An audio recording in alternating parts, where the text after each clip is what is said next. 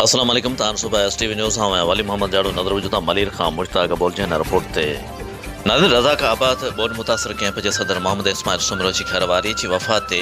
PTI अगवान doctor Masroor सियाल पहुंची ताज़ियत कई तव्हां सिंध धरती जा वारस आहियो जानी माली मदद लाइ तैयार आहियां डॉक्टर मसरूर सियाल तफ़सील मूजिब बिन कासिम टाउन रज़ा का आबाद वेझो 2010 जे सैलाब मुतासर कैंप के सदर मोहम्मद इस्माइल सुमरो सां संस घरवारी की वफ़ात ते PTI अगवान डॉक्टर मसरूर सियाल उमेर शाह बासर अली खान अदनान खान ॿियनि पहुची ताज़ियत कई उन मौक़े ते मीडिया सां ॻाल्हाईंदे डॉक्टर मसरूर सियाल ऐं ॿियनि चयो त तहरीक इंसाफ़